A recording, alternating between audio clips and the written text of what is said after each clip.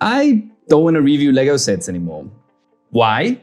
Well, it's tough to compete with sponsored channels that get early reviews, and I don't really see the value in buying sets I don't like just for the review. So what do? Sit around feeling sorry for myself? Well, maybe a little. But then it hit me. Instead of critiquing, why not just create? So I downloaded Lego Studio, which Lego calls an all-in-one app that lets you build with virtual parts, render designs, and create instructions. Pretty cool. I've never messed around with this tool, so I wasn't really sure where to start. But fortunately, the LEGO Ideas website hosts these challenges. And the best part is you can use Studio for your entries. The most recent challenge was City Life Creations, where participants were challenged to design a versatile streetcar or vendor stand that uses between 150 to 200 elements and a maximum of 2 minifigures. So with 8 days to build, I got cracking. There were a ton of entries already, so it was tough to find something unique. But my idea hit me on my bi-weekly cycle. What about a little bike repair shop? Or even better, a bike rental kiosk? All good creations start on a piece of paper, so I grabbed my pad and started sketching. The initial idea was rough, but I kind of liked where it was going. Bikes parked outside, a tiny, very clean kiosk with a few tools, and some kind of tree to balance the set. And this should all be framed nicely on a tiled-off base. Then it was time to digitize. I figured it was best practice to break my design into core elements: base, kiosk, interior, tree, and decor. So number 1, base. I didn't want to go square because I felt a wider base would work better at displaying a street side scene. So I went with 3 6x12 plates for a total of 18 studs wide and 12 studs deep. Now I know I wanted a clean edge, so I set that up with a few long corner tiles. With a workable area now at 16x10, I decided to split the width in half to dedicate one half to the kiosk and the other for the bikes and decorations. And while I constantly had the piece count in the back of my mind, I felt like the plate needed some texture, so I added a nice cobbled sidewalk to the front, adding a few studs to place the figures. Onto the kiosk. I knew I wanted something clean with lots of bricks and windows, so initially I added a massive trans-clear panel at the back, a long window so the vendor could keep an eye on his bikes, and of course a nice door to access the kiosk, complete with a stylish door handle. I also added a nice clean countertop at the front with one stud to place a nice decoration. Originally, I wanted a plant hanging from the wall outside, and while I loved the look of it, it was a bit reckless with the piece count, so instead I opted for a nice relevant printed tile.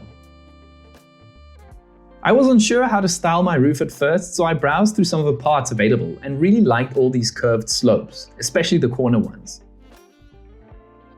I ended up with a slick flat roof, but it needed something. So I played around with some parts and ended up with a simple but fitting signage for the roof.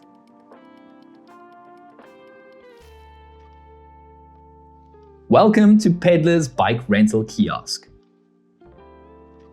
I actually wanted to add a crank system in the roof that would allow you to rotate the sign, but it felt a little over the top and just not worth the pieces.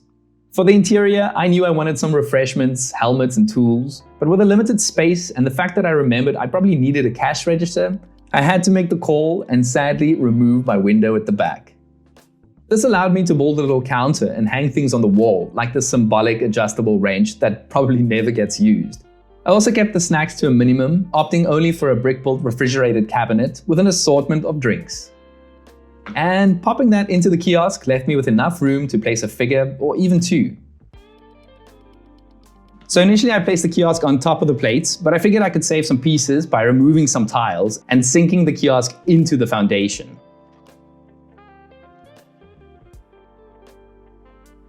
The bike placement proved to be trickier than I expected, but I figured I could save space by flipping around one of the bikes, which still left some room around the area.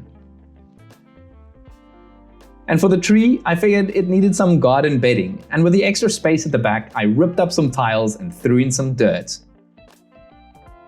I knew I wanted an autumn setting because 1, it's my favorite season, and 2, I figured it would pair really well with the kiosk's color palette. So I researched some flowers and figured out the best way to translate them into Lego.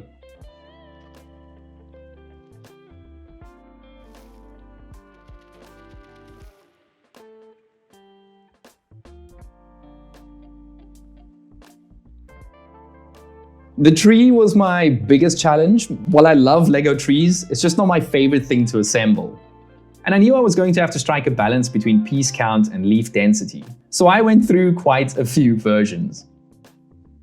Eventually, I did settle on one of the more detailed ones because of the color gradient and the smaller leaves.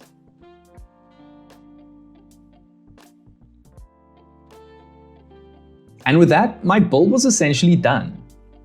All I needed to do was add some finishing touches to the build and add minifigures that fit the cozy autumn vibe.